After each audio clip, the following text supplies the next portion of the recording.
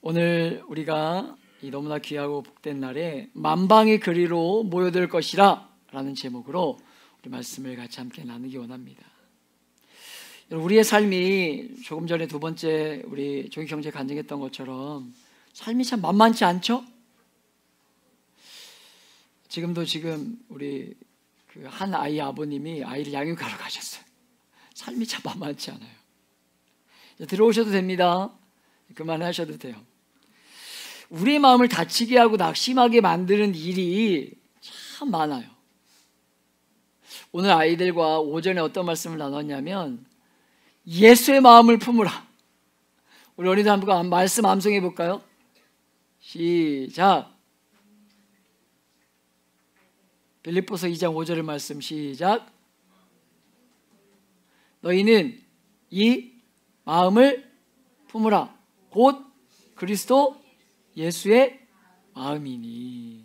이 말씀을 우리가 암송했어요.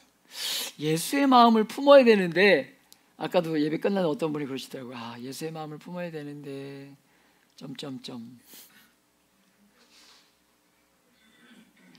여러분, 사람 때문에, 때론 나 자신 때문에, 그리고 환경 때문에 마음을 다치고 넘어지게 되는 일들이 많은 게 여러분 인생인데, 우리의 삶인데, 오늘 보게 될 말씀을 잘 기억하시므로 우리가 이 땅을 살면서 마음을 다칠 수 있는 세상이지만 우리는요 절대로 마음을 다쳐서는 안 되는 사람들임을 잘 기억하게 되는 저와 여러분 되시길 축복합니다. 여러분 이사야서 1장을 열면서 그 백성들의 죄로 인해서 탄식과 아픔을 쏟아냈던 우리의 모습들을 보지 않았습니까? 이스라엘의 죄 앞에 우리는 크게 두 가지를 생각해 볼 수 있는데, 첫 번째는 무엇이었습니까? 신앙의 변질과 타락이었어요. 신앙의 변질과 타락. 그래서 신앙생활을 여전히 하고 있는데, 종교생활을 하고 있는데 변질되었다는 거예요. 그랬죠? 수많은 종교적인 행위들을 행해지고 있고, 그럼에도 불구하고 변질되어서 신앙이 제 기능을 하지 못하는 것, 그것이 이스라엘의 첫 번째 죄악된 모습이었어요. 두 번째는 그런 신앙의 변질은요 윤리적이고 도덕적인 타락으로 연결되었다 하는 말씀을 우리가 보았습니다. 그리고 마침내 자신들의 이익을 극대화하기 위해서 무엇을 만들었죠? 우상을 만들기 시작해요. 그것이 우리가 1장에서 본 이스라엘의 문제였는데, 2장을 열면서 너무나 다른 이야기가 기록되고 있는 것으로, 여러분 이렇게 작은 땅이 죄로 인해 점점 약해지다가 나라를 잃고 포로로 잡혀가는 그 정말 처참한 역사를, 이 처참한 역사를 이스라엘을 겪게 됩니다. 그런데 그런 처참한 일을 겪고 있는 중에도 여러분 선지서가 반복적으로 우리에게 말씀하고 있는 것이 무엇이냐면, 그럼에도 불구하고 하나님이 얼마나 신실하신가, 그럼에도 불구하고 우리가 얼마나 하나님을 신뢰하며 의지할 수 있는 분인가 하는 메시지를 저와 여러분에게 주고 계시는 거예요. 여러분, 저도 습관적으로 제 자신을 바라보면서 낙심하고 마주하는 환경들로 인해서 때때로 마음이 어려워질 때가 있습니다. 그러나 성경을 보고 주님과의 친밀한 사귐을 더 누릴수록 여러분 제 안에 경험되어지고 누려지는 것들이 무엇이냐면, 낙심하는 것으로만 그치는 것이 아니라 그 안에 여전히 그 안에서 하나님이 일하고 계심을 발견하면서 삶의 자리에 구석구석 개입하시는 그 하나님이 내 삶 가운데 어떻게 일하고 계심을 자랑하고 드러내고 고백하게 되더라는 거예요. 여전히 그 어려움이 있는 가운데도 불구하고 세상의 아픔과 실패가 가득한 눈물이 있지만 하나님의 언약이 여전히 우리에게 적용되고 있고 반드시 말씀대로 될 것이기 때문에 우리는 이 땅을 살면서 낙심하거나 좌절하는 삶을 살지 말아야 된다는 거예요. 이런저런 아픔이 우리의 삶에 있어도 하나님을 기대하고 하나님을 의지하고 그 신뢰하는 기쁨을 잃어버리지 말아야 된다는 것입니다.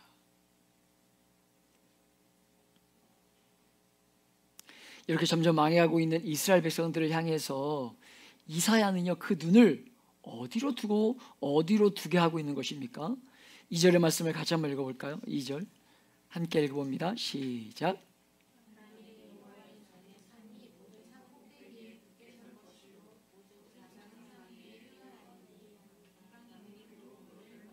아멘.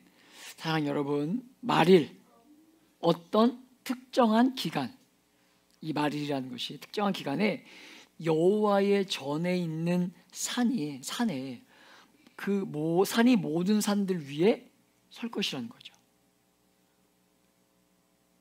예루살렘 성전은 망해갑니다. 다 망하게 됩니다. 그런데 산이 하나님이 정한 시점에 굳게 서서 모든 산들이 높아지고 모든 열방이 그 주변에 몰리는 그 놀라운 그 일들이 있을 것이라고 약속의 말씀을 선지자를 통하여 지금 선포하고 계신 거예요. 여러분, 지금 이 말씀이 선포되고 있는 시점을 생각해 보세요. 시점을. 이사야 말씀을 나누면서 말씀드렸지만 나라가 뭐 해가고 있는 거예요? 망해가고 있는 시점이죠. 시점입니다.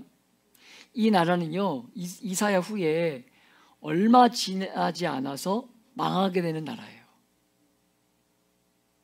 그럼에도 불구하고 예언이 주어지고 있다는 거. 망해가고 있는 나라이고 곧 망할 나라인데 이 망할 나라에 이런 예언이 주어지고 있다는 거. 여러분, 저는 요즘 이 땅의 교회를 향해 성도들조차도 낙심하는 시대에 성경이 이런 주제를 어떻게 다루는지 우리는 잘 보아야 된다고 믿고 있습니다. 우리는 절대로 선지자들이 말하는 것처럼 죄를 합리화하거나 죄가 있어도 문제가 없는 것처럼 그렇게 말해서는 안 될 것입니다. 그러나 우리가 이렇게 이 땅의 교회와 아픔들을 말할지라도 우리의 말하는 근거는 하나님의 언약과 그분의 변함없는 신실하심을 붙들고 있어야 하는 것이지, 우리의 현주소를 붙들고 있는 게 아니라는 거예요. 지금 마주하고 있는 현실과 마주하고 있는 상황들을 붙들고 우리가 말하는 것이 아니라, 그거에 근거를 두고 이야기하는 것이 아니라 하나님이 말씀하신 그 언약의 말씀을 붙들고 그 말씀을 근거해서 우리가 이야기할 수 있어야 된다는 거예요.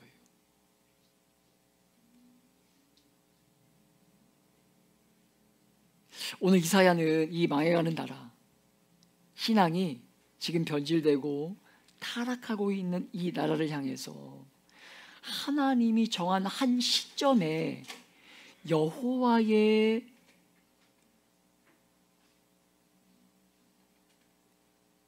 전에 산이 우뚝 쏟아서 그 온 열방을 섬기게 되는 신앙의 부흥에 대한 그림을 그려주고 있는 거예요.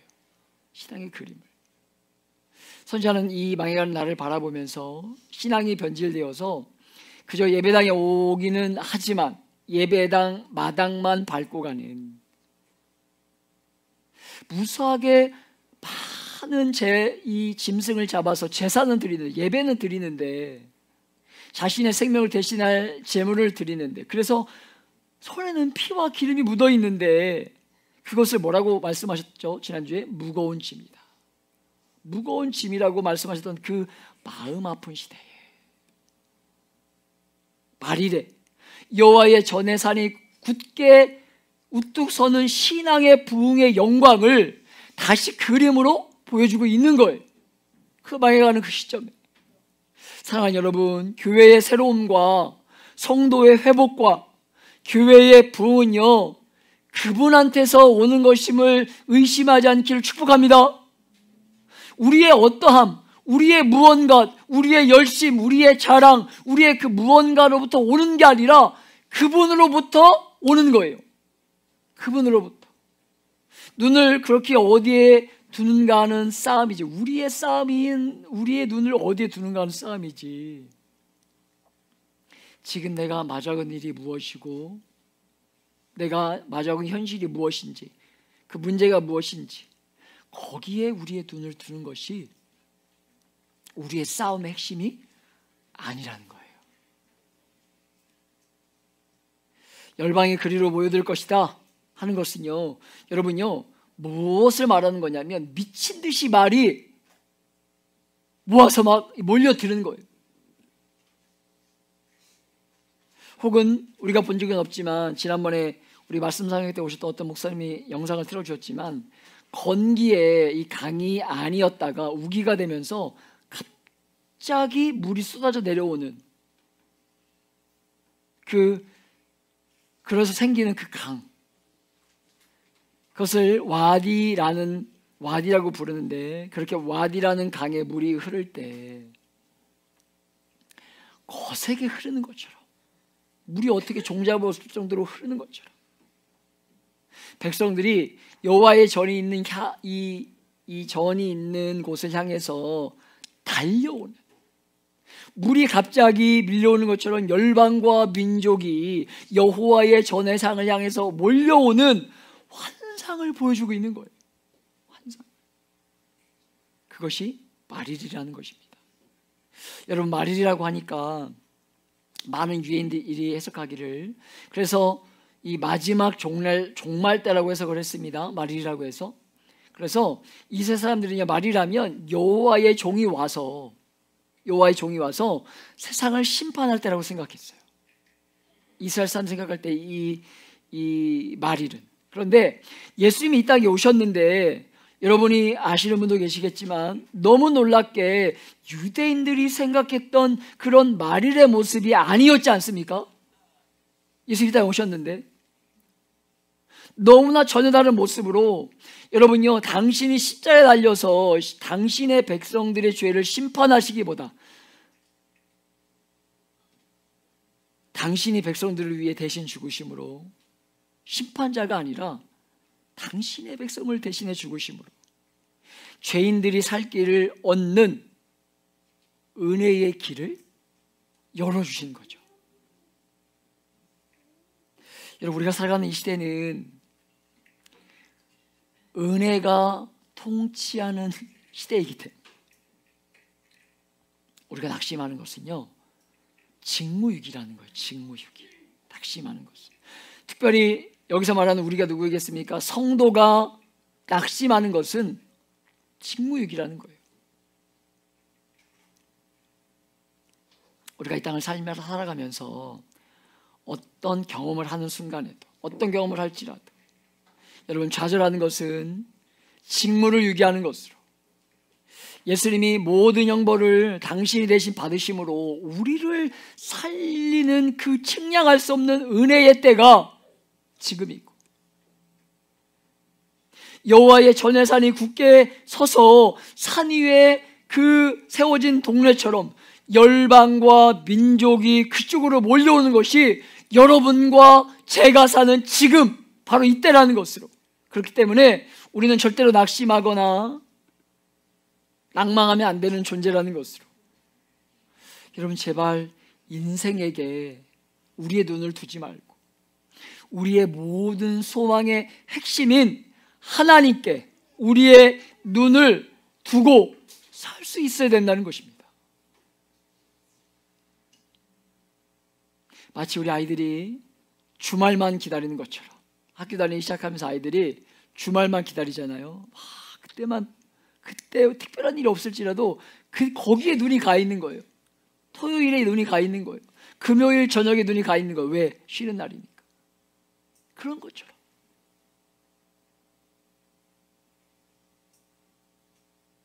여러분, 아무리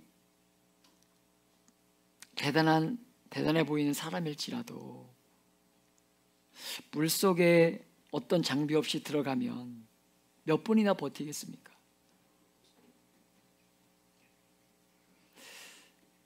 죽을 수밖에 없죠. 그게 인생이에요. 믿을 분은 하나님 한 분밖에 계시지 않은 거예요. 인생은 아무것도 아닌 것으로, 자기의 믿을 것보다, 자신을 믿는 것보다 더 어리석은 자는, 여러분, 세상에 없음을 의심하지 않기를 축복합니다. 여러분, 내가 나를 믿을 만한 존재들이던가요? 내가 결단하고 결심하고 무언가를 해봐도 여러분, 금방 손바닥 뒤집듯이 뒤집히는 게 인생이잖아요.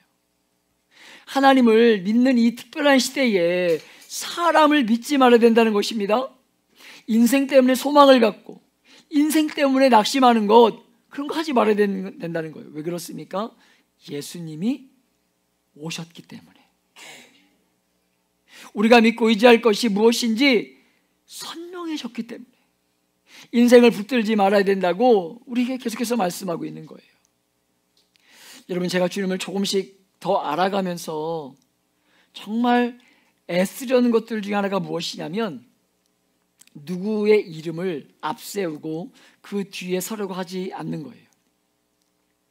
어떤 유명한 사람, 자랑할 만한 사람, 그 사람을 아는 사람, 이런 것보다 하나님이 하셨다는 것을 자꾸 고백하려고 애쓰고 있습니다.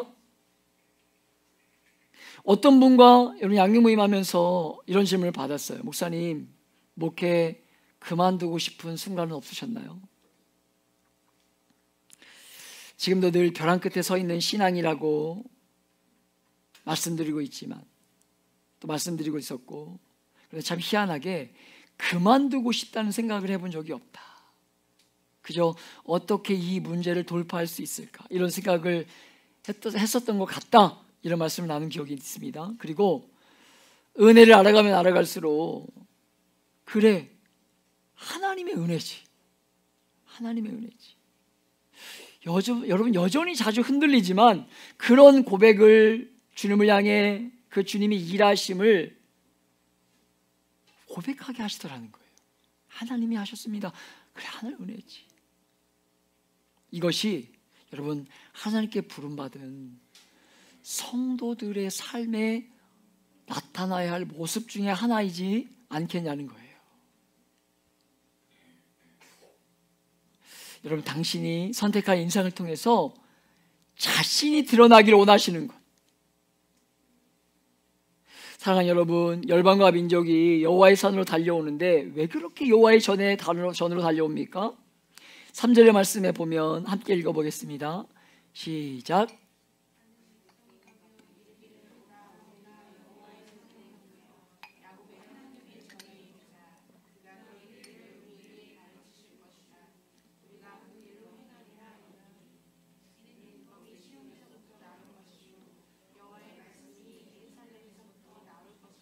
아멘. 두 가지 중요한 이야기를 나누고 있죠.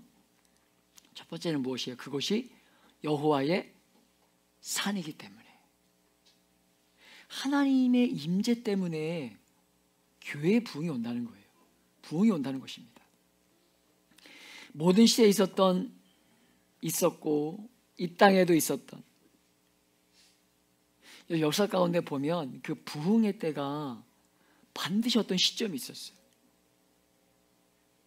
대표적인 것들이, 우리 얘기할 수 있는 것들이 1904년에 웨일즈 부흥,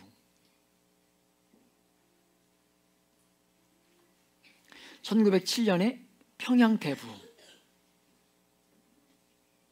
그 모든 부흥의 공통점은요, 뭐냐면 여호와의 생생한 임재하심이에요. 임재하심. 교회가 다시 교회다워지는 길은요, 교회 안에 하나님의 생생한 임재하심이 회복되는 방법밖에는 없다는 것으로. 예배당에 왔을 때 예배를 드리면서 마음에, 여러분요, 내 마음에 흡족한 어떤 설교 한 편을 듣고 가는 것, 그거 예배 아닙니다. 그거 예배 아니에요. 예배당에 와서 설교를 듣고 찬양을 드리면서 여러분, 누가 옆에 있든지 상관없이 하나님을 경험하는 일들이 일어나야 교회가 교회다워지는 것으로, 그때 비로소 우리는요, 제대로 된 부흥을 경험할 것이라는 거예요. 부흥은 여러분 잘 알고 계시겠지만 사람이 많아지는 게 부흥이 아니에요.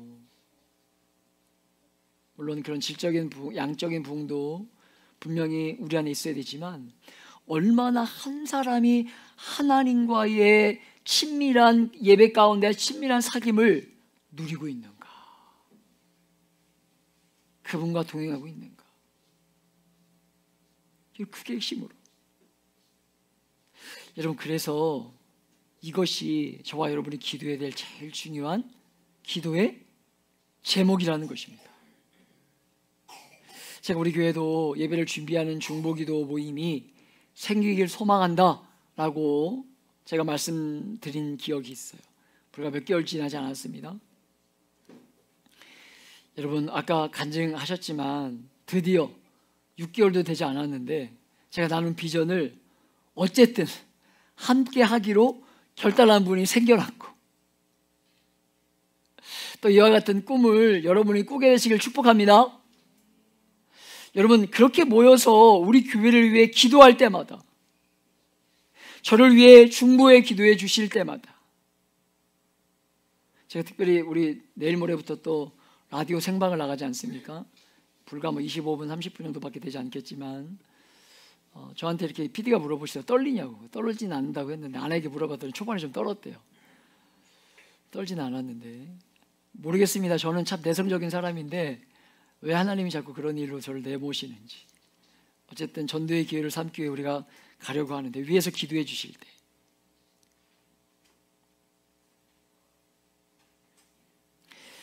공동체를 위해서 기도하실 때 그 안에 있어야 될 이 기도의 핵심이 무엇이냐면, 이 예배당에 오는 회중들이 하나님을 경험하는 일들이 일어나는 것. 여러분, 아멘이십니까? 하나님을 경험하는 일들이 일어나는 것. 하나님을 만나고 임재하는 그 임재하심 앞에 세워지는 예배가 되도록 기도해야 된다는 거예요.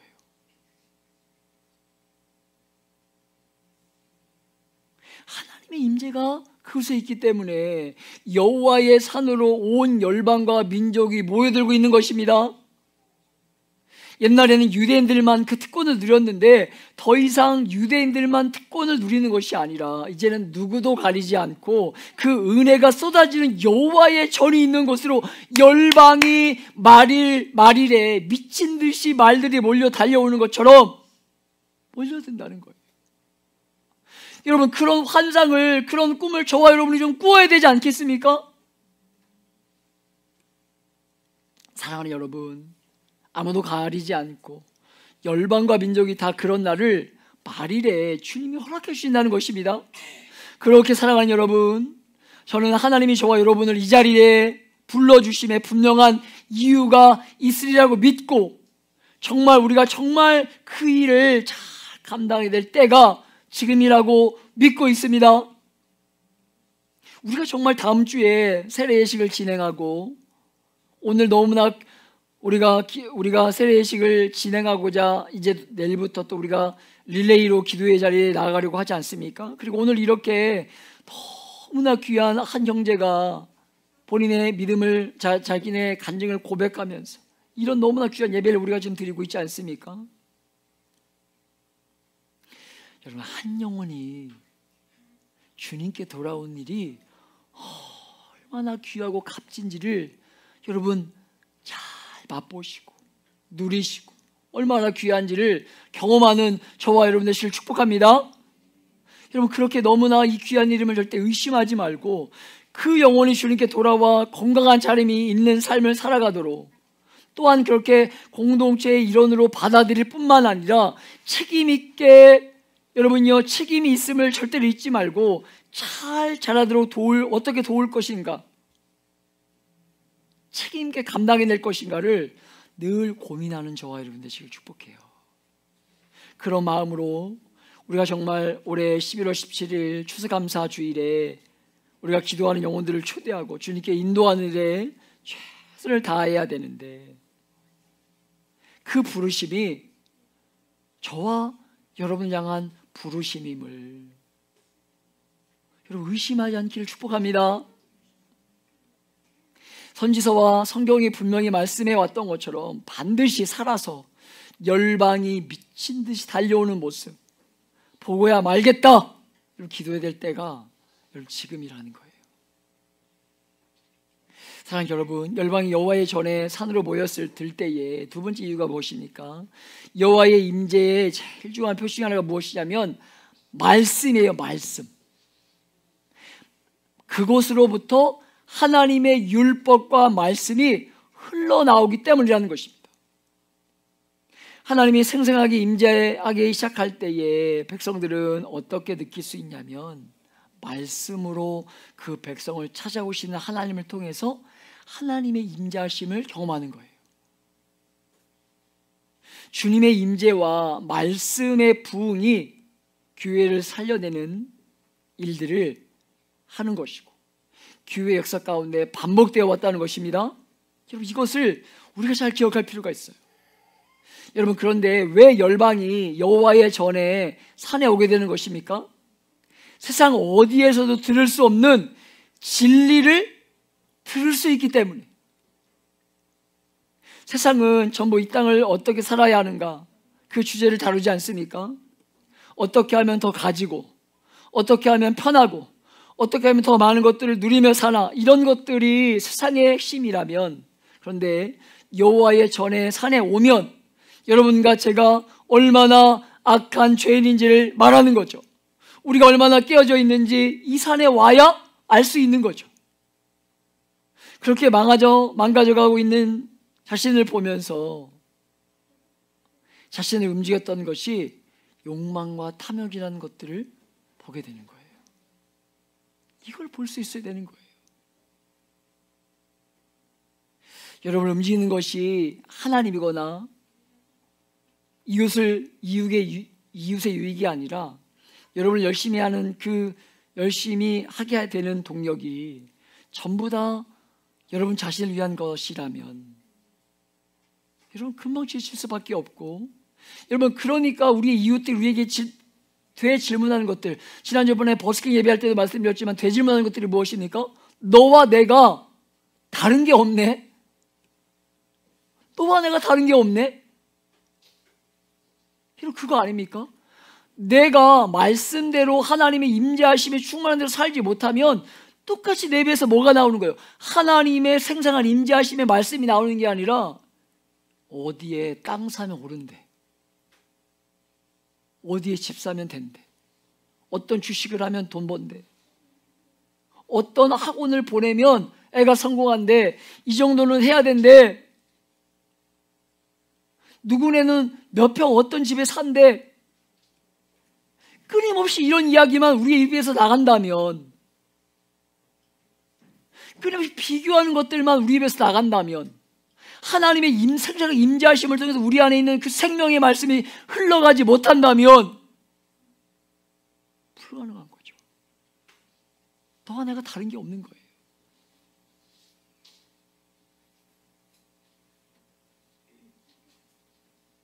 여러분, 그러나 그분 앞에 우리가 서면 어떻게 되는 것입니까?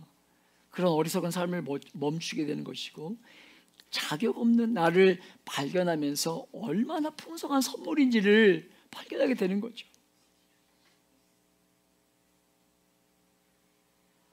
그렇게 하나님을 영화롭게 하고 이웃들을 영화롭게 하는 여러분 그런 가치 있는 인생으로 살아갈 때에 여호와의 전으로 산으로, 여호와의 전의 산으로 사람들이 오게 된다는 거예요. 여러분, 이스라엘은요 정말 특별한 나라 아니었습니까? 다윗과 솔로몬이 통치하면서 하나님의 뜻을 따르던 그 나라는요, 이웃들과 다르게 다른 나라들은요 뭐 했어요? 뭔가를 정복하면서 뭔가를 얻으려고 했던 그 시대에 이 이스라엘의, 특별히 이 다윗과 솔로몬 시대는요, 왕으로부터 백성이 이르기까지 정말 하나님을 의지하고 말씀 앞에 서면서 그분의 뜻을 어떻게든 살아내려고 발버둥 쳤던 게 이들의 모습이에요. 그렇게 했을 때에 하나님이 그 백성들을 얼마나 축복하시면서 여러분 태평성대를 누리게 하시면서 사용하셨는지 모릅니다. 이 세대의 교회가 저와 여러분이 섬기는 예세대 교회가 여러분 그 역할 감당해내야 되지 않겠습니까?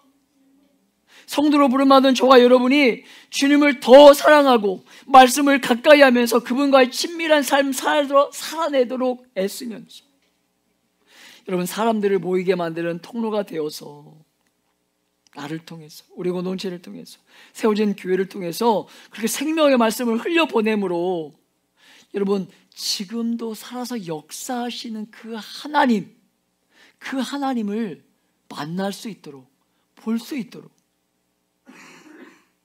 여러분 그런 도구가 되어야 되지 않겠냐는 거예요.